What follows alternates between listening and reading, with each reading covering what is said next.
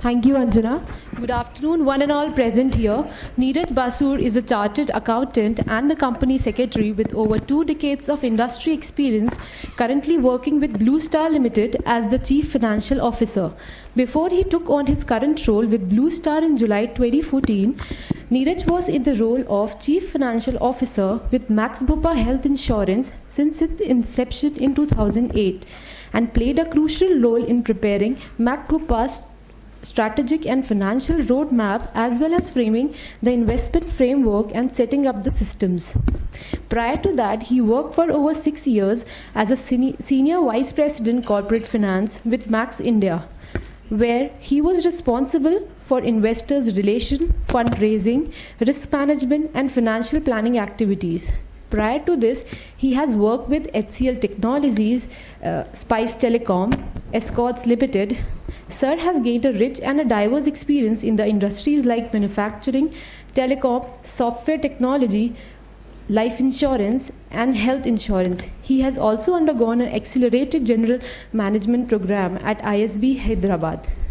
Neeraj, sir, has gained deep and rich exposure into financial operation management, enterprise risk management, capital structuring, debt and equity. On the personal front, Neeraj is married and has 2 sons. In his leisure time, he likes to travel to places where he can be close to nature, read and spend time with his family. Now I request sir to kindly come on stage and kindly enlighten us with the words of wisdom. Thank you.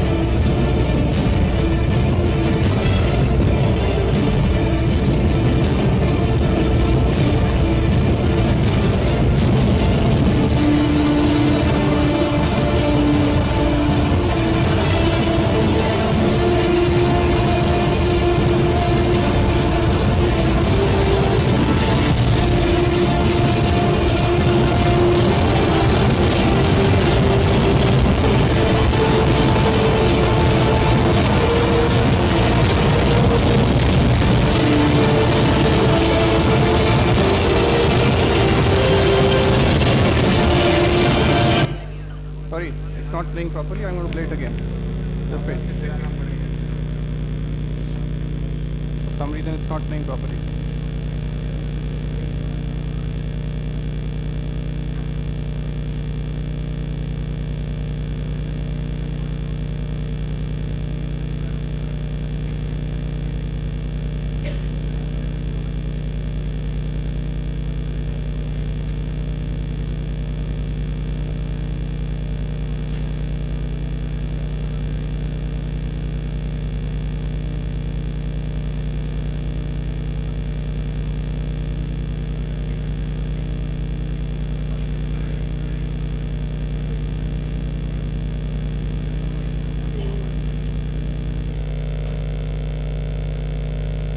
Sorry.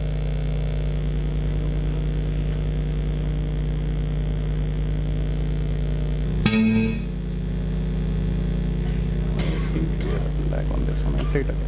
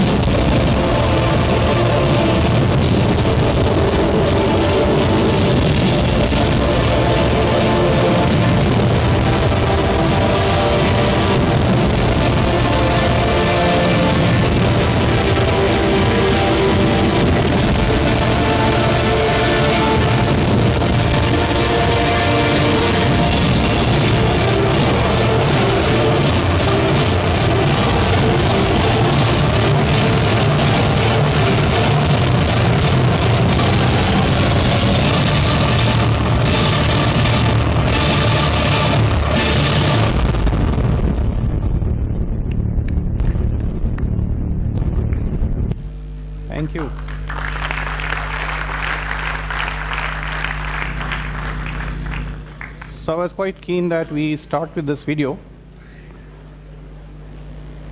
before we take a leap into the corporate world.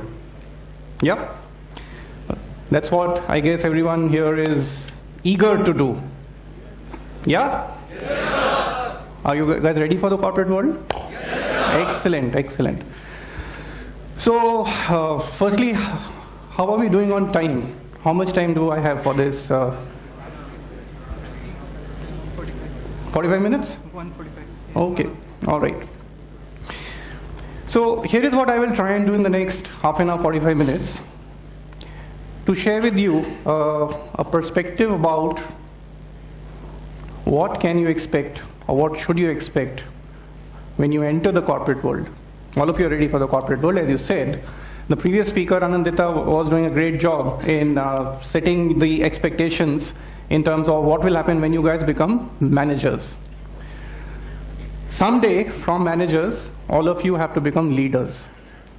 Correct? You have to grow. You enter a company, you enter corporate as a manager, as an executive, whatever is the designation doesn't matter. But eventually you end your career, whenever you end your career, being a leader. You have to aspire for that. What I will try and do is share some of experiential learnings with you. Probably this is going to help you as you step into the corporate world soon with that journey. So that's broadly the agenda that I have. Now let us see whether this works.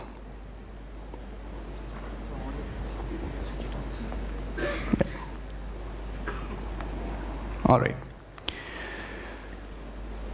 So the video you just saw was about dreaming. The examples that you saw were all of people who had a dream, who lived that dream, and fulfilled that dream over whatever number of years they lived, or they're still living in that sense. So the first point I would want to make to all of you is, see, yes, we need to have goals. We need to have targets. All of us talk about, this is going to be a long-term goal, this is my target, this is what I want to achieve in the next 5 years, 3 years, 10 years, 15 years. But I would encourage all of you to dream. Dream first. Dream, what do you want to be known as 20 years from now? What do people want to associate you with 30 years from now? What do people want to remember you as? So I'm taking you to the end of your career, even before you have started. So dream.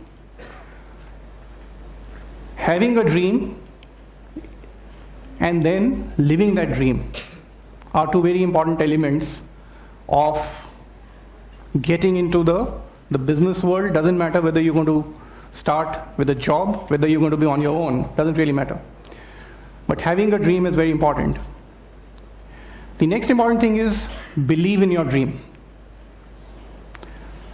Believe in whatever you believe, whatever you're going to deliver, because only if you believe in your dream, others will. The people that you saw in that video had a strong belief. Because when we believe in what we do, and why we believe in what we do, or what we want to do, others will believe. Okay? So that belief is very, very important. The third thing is, when you're talking about a dream,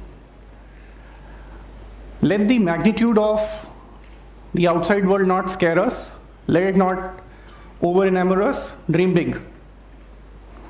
Set your canvas on a big platform. We are in a sweet spot as far as this country is concerned, and you guys are going to take this country forward over the next 20-25 years. So dream big. The entire world, the world is watching India in a way. So dream big. Clarity of your own personal mission and your own purpose is very important. So once you have that clarity in your mind, and you're able to relate to your dream with that purpose, you would achieve whatever you set yourself as your goals and your targets. So personally, I see goals and targets as a subset of the larger purpose. Why am I here for? What am I going to leave behind? And what do I want to be known for? What should others see me as? Your goals, your targets, your aspirations will fall into place. But have a dream. Job titles, compensation packages. There was a lot of discussion in the last session on compensation packages. Job titles, compensation packages will follow. They just follow. They are an outcome. They are an end result. So if you're clear in terms of what you want to deliver in the long term, believe me, you will get all the best of job titles, you'll get the best of compensation. You don't need to chase job titles and compensation, they will follow you. So how many of you watched this movie, Three Idiots? All of you have watched. The one statement in that movie which I love, which is when these three guys are in a washroom and someone says, सफलता के पीछे मत भागो. So don't run after success. Go after excellence. कामयाबी झक मार के तुम्हारे पीछे आएगी. Yeah. Pursue excellence. Excellence is different from chasing success. Chasing, I want to be X, Y, Z. In terms of 5 years, I want to be a CXO. 8 years, I want to be a promoter. Whatever else. Whatever you do, whichever field are you going to be in, whether it is HR, marketing, operations, finance, sales, doesn't matter. Focus on the excellence part of it. You will be successful. Rest assured. Have a dream. Focus on excellence. Success will follow you. Job titles will follow you. Your compensation packages will not be a bar. People will find you. Believe me, people will come and find you. You don't have to run after people. So these are some of the starting points I thought, let me just place it before you. And one example which comes to my mind of not an individual as well as an organization which has successfully demonstrated what it takes to have a dream and then go after excellence is Mr. Narayana Murthy and Infosys. Just imagine if Infosys was not set up in 80s, what would India's IT landscape been looking like today? Very different. So he had a dream as far as the entire information technology sector is concerned, and he had a dream not just for himself, not just for his company, he had a dream for the country. And this is one example, just one example. You look around, you will find many more such examples. So having a dream and following that dream is extremely important. Now let's get to some brass tacks, because obviously soon you're going to have placement interviews, correct? And there'll be some interaction. So we all talk about, okay, fine, on your CV, this is my background, this is my academics, this is what I have done, these are my grades, etc., etc. Now believe me, in the long run being more than 3 years, okay? This is the new definition of long run. Your academic qualification and your grades and whatever you have done in the past, in your school, in your college, is at best going to get you an employment eligibility. Okay? So you will be eligible for a certain position, but what organizations look for is your employability. How employable are you? And how employable would you remain for rest of your career? And being employable is different from being eligible for employment. What does that mean? Employability is a factor of how much value the organization is perceiving that you will deliver to them, or how much value you are able to deliver to the organization. How much can you contribute in the organizational setup to productivity and efficiency of that business. It could be, for all practical purposes, a NGO. When I say business, it doesn't necessarily have to be a commercial organization. Even if you're going to join an NGO, the bottom line is everyone is going to look at the employability quotient. Initially, everyone accepts people who are fresh from college, but then very quickly you need to start thinking in terms of your employability quotient. How much productivity and efficiency can you contribute? So So this is an important point, because if you continue to believe that, well, I have completed my qualification, now I have arrived, I'm done with, it doesn't really work out that way. Your journey really is going to start becoming employable. Examples here, think of a doctor. Now doctors, for getting a basic qualification, need to have at least 10 to 15 years of rigorous studying, academics, curriculum that they go through. However, just because someone has completed a MBBS, MD course, etc., doesn't mean that person is going to be recognized as a renowned doctor. Doesn't happen that way. Till such time that person is associated with a success rate over a long period of time, that people go and get treated, come back well. That's what makes a doctor employable, right? A commercial pilot, just because he has a license, and if he's engaged, God forbid, in one accident, career finished. So continuously focus on employability, continuously focus on how the qualification gets converted into getting better and better over a period of time. So that's something you guys might want to just consider as you start this journey.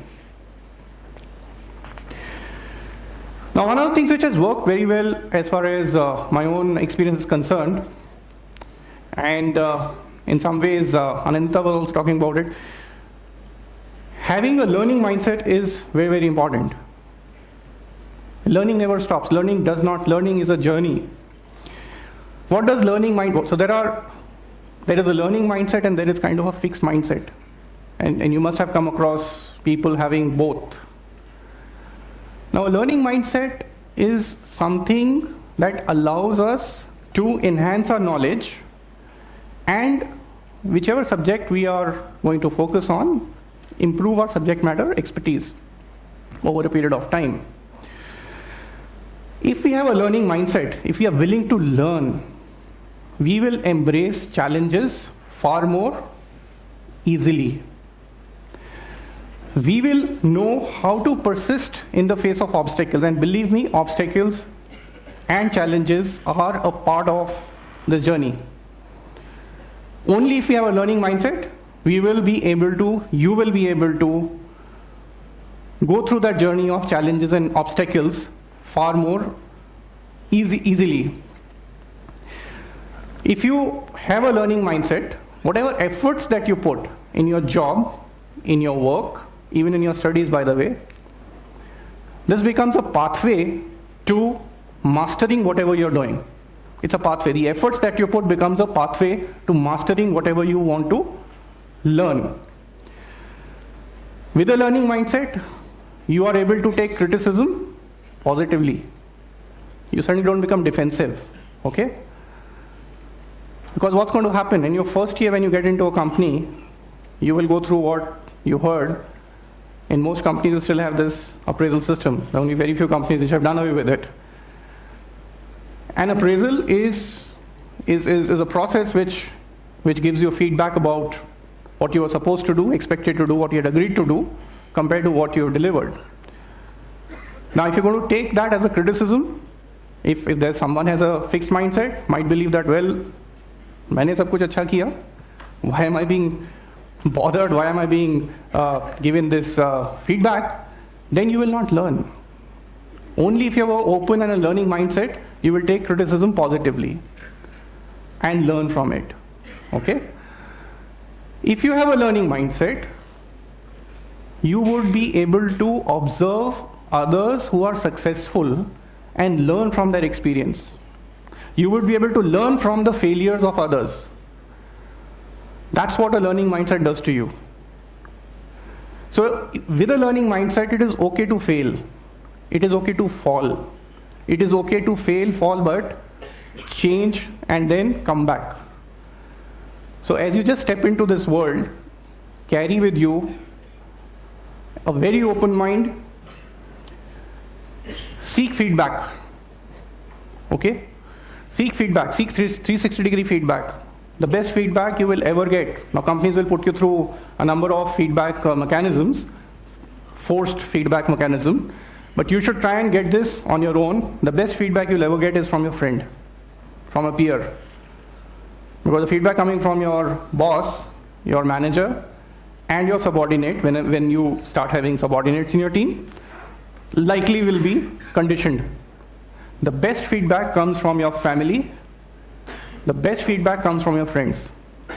They will, without any inhibition, tell you where you're going wrong. And again, when you have a learning mindset, take it. That's what will start putting you into this path of growth.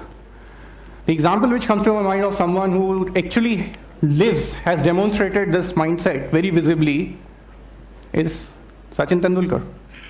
Those of you who follow cricket, all through his career, right from the day one he started his journey until the day he retired, he has visibly demonstrated a huge amount of learning mindset in terms of he never has come across as someone who says, well, I'm the best. He is the best, we know that, but he's never portrayed himself like that. And visibly, if you've seen his matches, the body language, the gestures, and that hunger to learn has taken him where he has gone. So let's try and follow some of those examples if we can.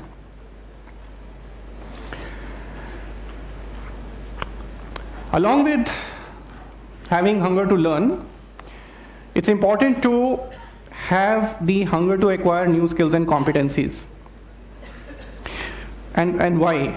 Because skills and competencies impact our growth and growth potential and the growth opportunities that we have. Now in the first 5 to 7 years of your career, you will have the opportunity to set up a platform, a foundation on which you can later on keep on adding skills, new skills. Again, if we believe, well, I've completed this course, I've been through this training program, I have arrived. I have these skills, I'm a manager now, I have arrived. Doesn't work. Doesn't work. When I started my career, and how many of you are from finance stream? Just raise your hands. Few of you are here. So when I started my career in the finance field, it was quite important and relevant to have the accounting skill set. Very important. But as time progressed in the last 10-15 years, it's no longer relevant, as relevant. Now you've got ERPs who will do it. You don't have to have specialized knowledge of bookkeeping anymore. Not required. So the role of a finance professional has shifted quite rapidly from being accounts focused to finance focused.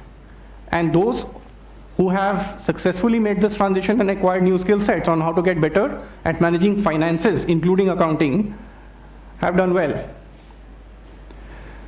Similarly, if you see in the information technology space, right? The speed at which changes happen as far as technology is concerned, programming languages are concerned, unless an IT professional keeps on acquiring new skills, he will be redundant very fast. Same thing for medical profession. New machines are being invented, new technology is being invented. Unless doctors keep on learning, unless they keep on adding new skills, they will be redundant. So one of the items I wanted to leave with you is focus on how you're going to add to your skills, because skills have a lifespan. All the skills have a lifespan. Some skills might last longer, some skills might die out faster, but all the skills have a lifespan. Right now we are in a digital stage phase age. Very soon you will find competition coming in from an unexpected field completely. So unless you have expanded your horizon and continue to demonstrate the ability to acquire new skills, you might have a challenge. And I'm reminded of a very famous, so whenever you have time, just Google Steve Jobs' 2005 Stanford address. It's a very, very powerful speech he made. And one of the things he said, stay hungry, stay foolish. Any one of you? It's a very, very powerful piece of advice he's given to the set of students there. So stay hungry, stay foolish. You might be on top of the leagues as far as your grades are concerned, but in your mind, believe you are a foolish person, because only then you will have the hunger to learn. Okay?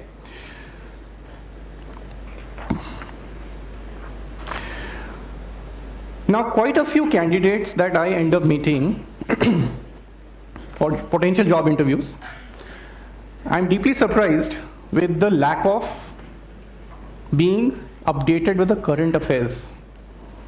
Simple things like, for example, why did the Reserve Bank of India 2 days back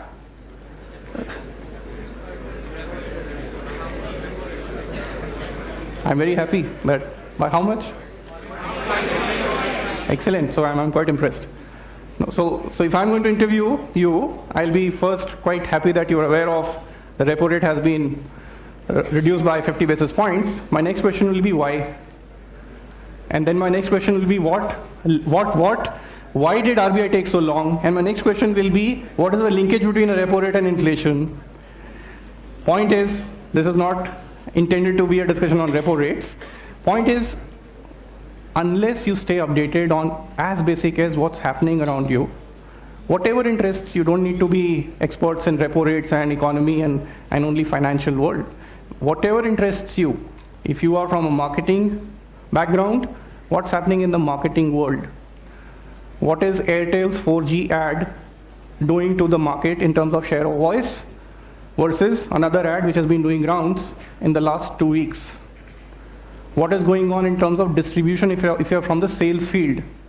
What is digital world doing to the distribution space? What is happening on the e-commerce marketplace? How is the world going to change? Whichever is your field, if you're from HR field, stay focused on the current affairs, but enhance your knowledge.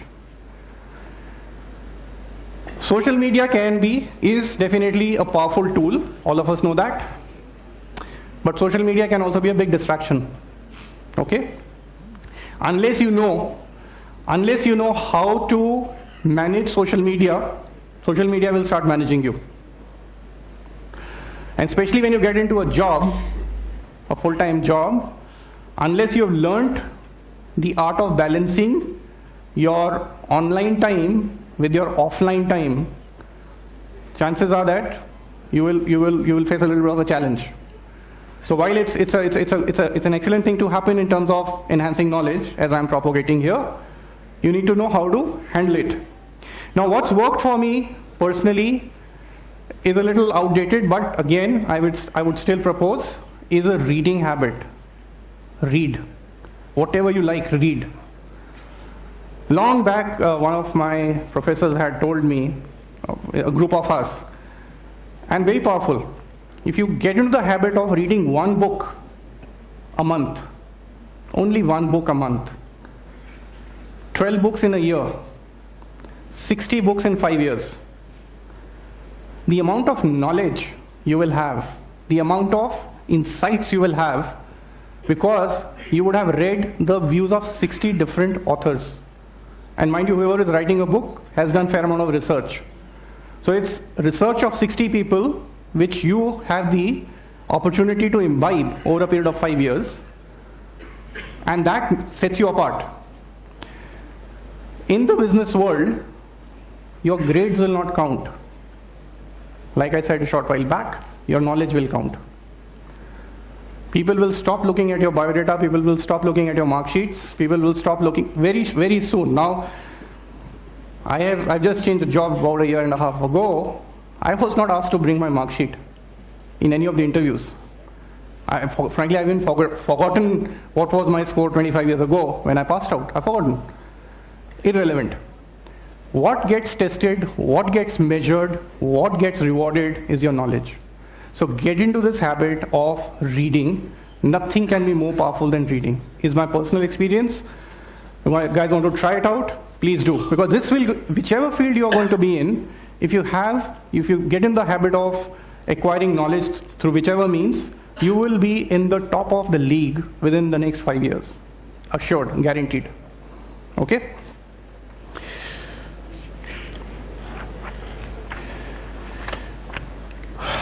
Another important factor, which I just wanted to share some thoughts. Be open to change. All of us want to grow. Right? We started with dreams, goals, targets, growth. We want to grow, but be open to change. Growth generally is not accidental. Generally, growth does not happen by an accident. Growth has to be nurtured. Even a plant, a sapling, for it to grow into a tree, has to be nurtured. So you have to nurture your own growth, and change, quite often I've seen, change is a big catalyst for growth. And what does change do to you? Change forces you to take risks. Change forces you to expose yourself to some vulnerabilities. It exposes you to some unknowns. But it leaves you with huge amount of learning. It leaves you with huge amount of potential. So don't be afraid. Don't feel afraid. Challenge yourself. Take risks. Because again, unless you are willing to walk that extra mile and push your limits, you will get into a comfort zone. And there will be situations where even while we were talking, somebody asked a question on attrition. One of the reasons attrition also happens is because people, employees, start getting a feeling that they are not learning, and they feel the need for a change. So take the risk, force yourself to undergo a little bit of a discomfort. It's okay. Again, if you fail, fall, whatever, but every change will leave you with an upside, believe me.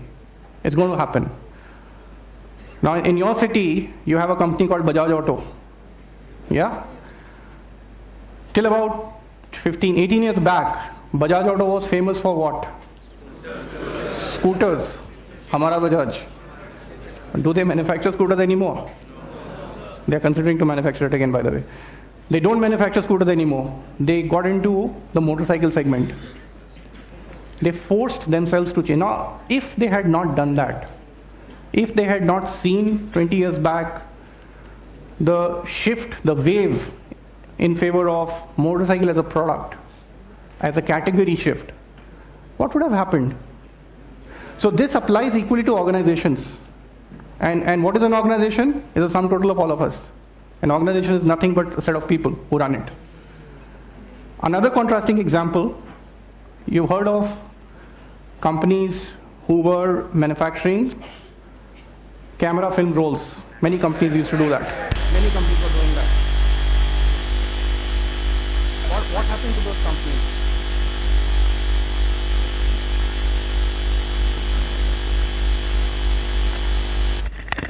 What happened to those companies?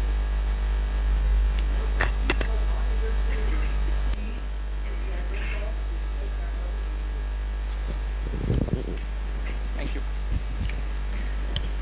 As a result, an industry got wiped off. Pagers, another example. When telecom revolution started, you guys, some of you might not have been born. The telecom revolution started with this big device called a pager. The industry lasted for 2 years. They did not change. So change and learning to take the risk along with the change is extremely important, personally and also for the organizations. And organizations who have employees who are not willing to, as a culture, change, tend to have a problem sooner or later, right? So unless we ourselves are willing to take that risk and change in line with the changing times, chances are that probably we'll have a challenge. So I thought let's just have a small discussion on change. Again, a very important element of, again, experientially I'm talking here. Now this might sound very basic. Now what is big deal in articulating and all that? I can make presentations. I know how to write in English language, blah, blah, blah. But believe me, this is an area where a lot of people, when they get into their real world, they struggle. Now, what exactly is effective articulation? So, effective articulation to begin with will include all forms of communication. The spoken part, the written part. What I've seen, and I've met a lot of these people, brilliant guys, academically brilliant guys, because they've never focused on developing their own articulation skills. Typically what happens over a period of time, and as more senior these people get, because initially what's going to happen, you will not be on the radar of many people, but slowly as you rise in an organization, you start coming in the radar. And that's where if you don't have the skill, typically it starts to affect confidence level. People start to get into a shell.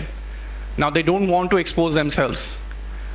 They would rather be in a corner in the background, behind someone else, trying to manage their work somehow. The importance of articulating effectively is, see, all of you have ideas. You will be entering into a job with many ideas. You should be able to convert those ideas into reality. And unless you feel comfortable putting your ideas across in a simple and effective manner, chances are that the other person, see, your chances are that your bosses will be busy in many things, your managers will be busy in many things. So try and focus on becoming effective articulators of whatever messages or whatever you want to communicate. And it's not very difficult. Firstly, it's about being aware that this is one area I need to develop. Then, a lot of times I've seen people don't structure their thoughts in their mind. So when they start talking, it'll all come in a what I call jalebi form, all over the place, right? So try and structure your thoughts and try and put them across in a simple manner. It's all about that. And people will give, and take feedback. After you've spoken, after you've made a formal presentation, take feedback. Did people really understood what you were trying to articulate, or was there an issue? So take feedback. Observe people who are good at this art or skill. And again, one of my personal favorites is Steve Jobs. Look at any of his product launch presentations which he made when he was alive. You'll be amazed at the level of his simplicity yet effectiveness. There's another guy who I'm quite impressed with is none other than Prime Minister Modi. Okay, I'm not getting into right or wrong here, but his articulation ability is phenomenal. So you need to relate with your audience. You need to have clarity in your mind what you want to communicate, and then communicate it in a very simple manner. But this is one area, it's important, everyone gets to learn. The sooner you learn this, the better it will be for you in the long run, okay?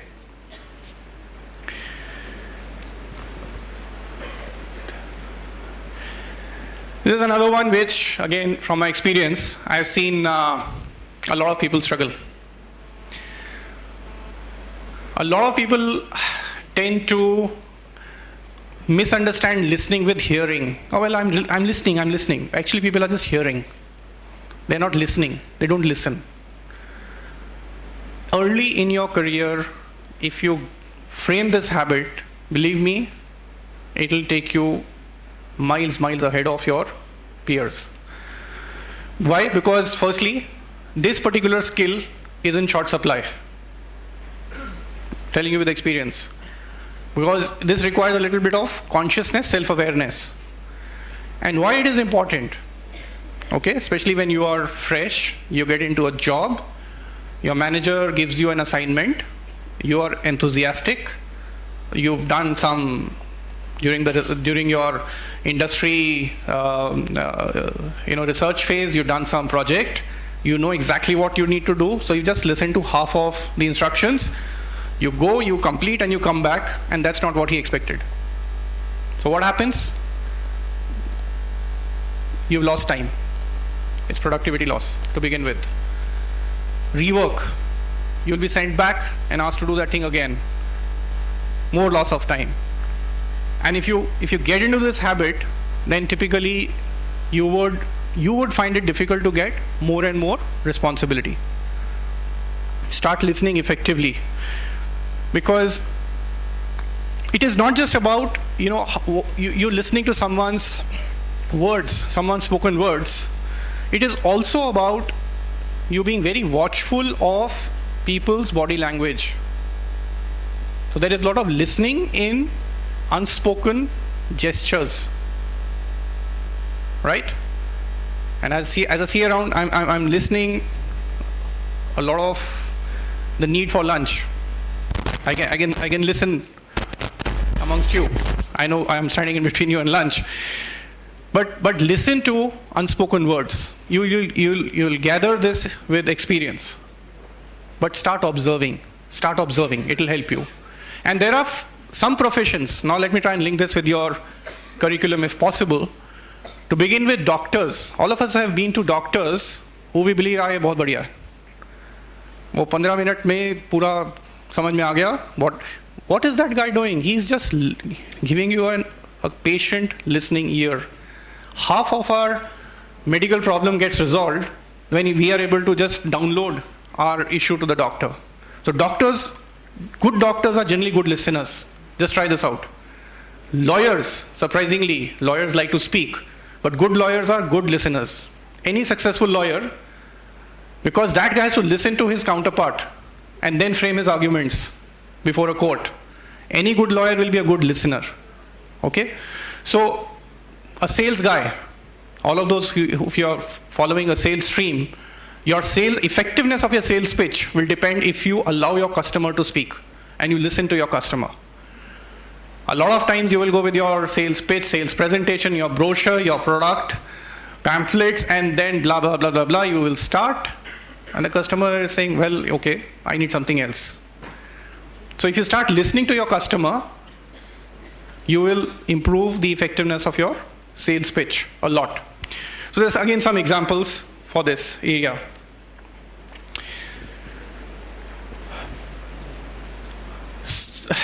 Learn to stretch.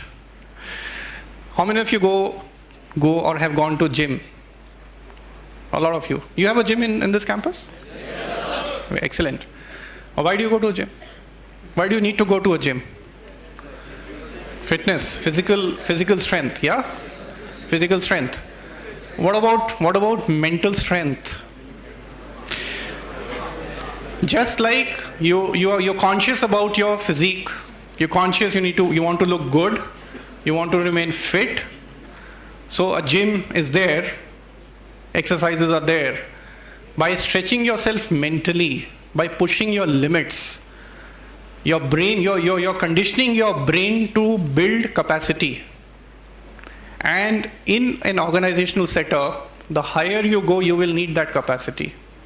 You will be required to multitask. You will be required to handle 5 different type of assignments all at the same time. And your directors will not have patience कि मैं पहले ये कर दूँ, then I will go to this, then I will go to that. नहीं होगा. So learning to stretch. Now learning to stretch doesn't mean, I don't know what it means to you, but to me, it is not necessarily, well, I am working 18 hours a day, I am stretching. Stretching is not about slogging. It's not about mindlessly just being in office or your work set up for 12 hours a day, 14 hours a day, and then feeling very good about it. It is about being smart. Smart and efficient about your productivity, but stretching your limits. Stretch yourself mentally. You will be amazed at the power God has given us in terms of the brain. And brain is also a muscle that needs some development. So start focusing on your limits and how much you can stretch those limits. Equally important, when you stretch, it's equally important to balance your personal space with your workspace. Yeah, a lot of companies, a lot of corporates are now becoming more and more conscious about it, which is good. But at the same time, unless right from your first job, you are conscious about, okay, fine, this is what I need to deliver in my official capacity, but I do need my personal time as well. Your personal time should be equally precious. So balance your personal time with the official duties. It'll be a great thing to do, but stretch. So this is all what I had to share with you. I want to leave some time for your questions, but just to conclude, firstly, welcome to the corporate world. If at all India needs you to India's growth story over the next 20 years, this is the room which will drive the next 20 years. So wish you all the best and do well. Thank you.